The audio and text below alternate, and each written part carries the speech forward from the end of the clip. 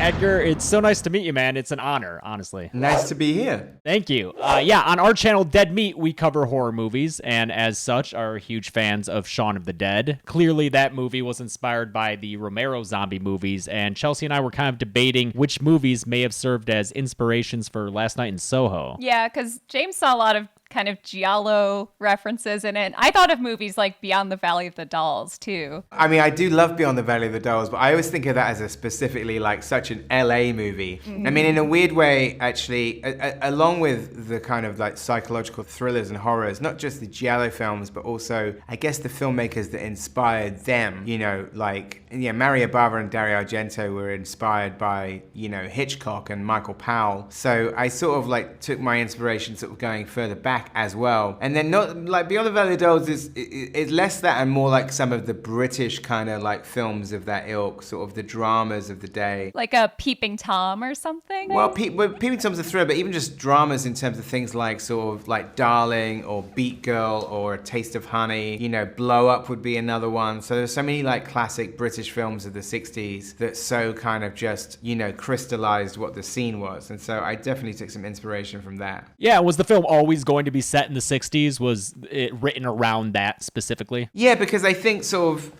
that's basically like my obsession with the 60s started with my parents' record collection. So the music that I listened to when I was growing up was their 60s albums, and they seemed to stop buying records when me and my brother were born. So there were no 70s albums, it was just 60s albums. Because they didn't used to listen to them anymore. I just kind of like took the, you know, even at the age of 7, took the record player and the records and just started playing them in my bedroom. And then moving to London, in Soho itself, which is the heart of the film and TV industry, and also like darker side, or not so much now, it's sort of been gentrified, but it's still there a little bit, but like the darker side of life, the criminal underworld and the sex industry has always been gone hand in hand with the heights of show business in Soho. So it's a very sort of compelling and disturbing area. And then on top of that, the 60s just loom really large in like London and specifically in Soho. You always get that kind of feeling that whilst it's great, it was never as cool as it was back then. So then you start getting into kind of these like nostalgic daydreams of going back. Yeah, the main character is this college-aged girl who's obsessed with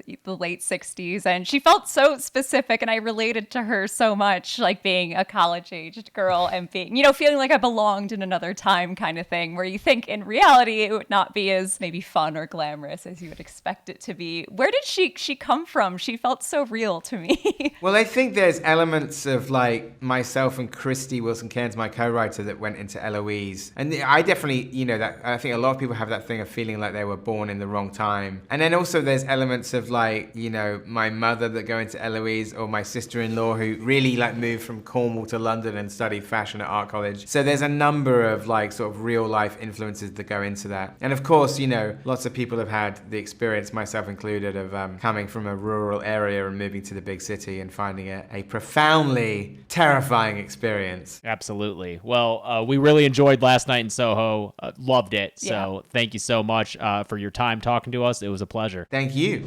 Hi, how are you? Hi there, I'm good. How are you? Good. So on our channel, Dead Meat, we cover horror movies. We're huge horror fans. And you've already been in 2 huge horror movies. You were in Old and now Last Night in Soho. We were wondering if you were planning on continuing in horror, if you saw any more horror in your future. I think so. You know, never know what's going to happen, but if a really amazing horror script came my way, I definitely kind of want to get involved. It's nice. I've never been a big horror watcher, to be honest, but it's nice being able to like be a part of making it, because then you know when the jump scares and things are going to be, so you feel a bit more prepared and it doesn't feel as scary because you know that it's not real. Yeah.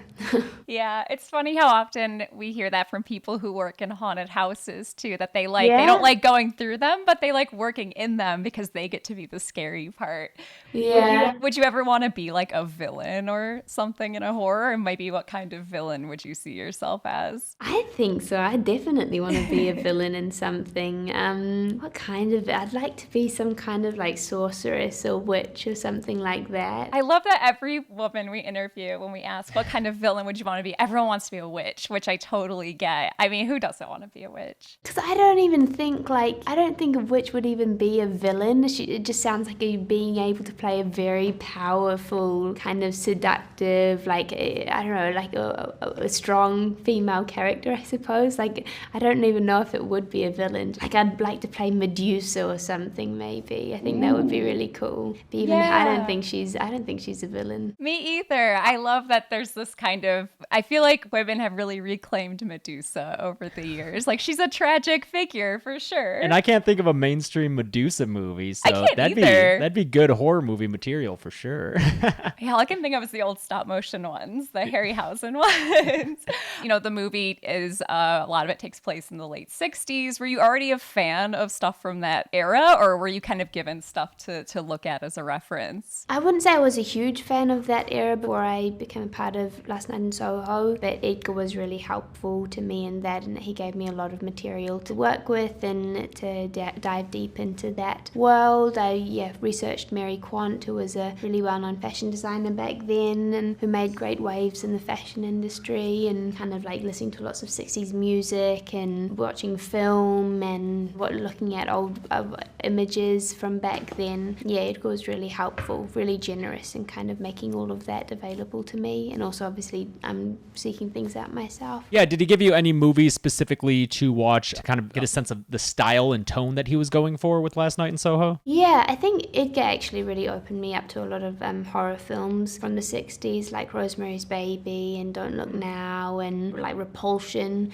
There was a whole list of, there were a lot of films. I watched Theatre of Blood, which Diana Rigg was in, which was quite disturbing. So yeah, a lot of those. Well, I was curious, since you said you studied fashion designers and stuff, do you sew at all? I don't want to say I sew. I'm not good enough to say that I do sew, but like I do enjoy kind of, fixing rips and my clothing and stuff like that. There's something like very satisfying when you can do it yourself. But I did learn how to sew. I know how to work a sewing machine and everything. I learned for Last Night in Soho while I was still back in Wellington before we started rehearsals, and I went to the Massey, which is Force's fashion program. It's a university in Wellington. I went there and kind of toured around their school and got a feel for what it would be like attending fashion school. Yeah, like researching Mary Quant, I went to some exhibitions of Mary Quant that had her work on display. I definitely put work into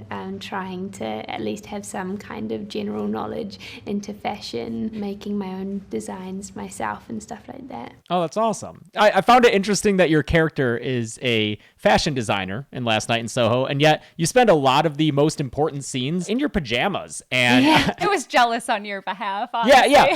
Were you happy that you got to come to set real comfortable, or were you jealous of some of the more elaborate costumes that other characters got to wear? I was definitely jealous of a lot of Anya's costumes. Sandy had some great stuff to wear. Like, without giving spoilers, there were some scenes of Anya dancing in a basement club, and the dresses that she wore on that were like so cool. A lot of them I think were genuine as well. So I was definitely jealous of those.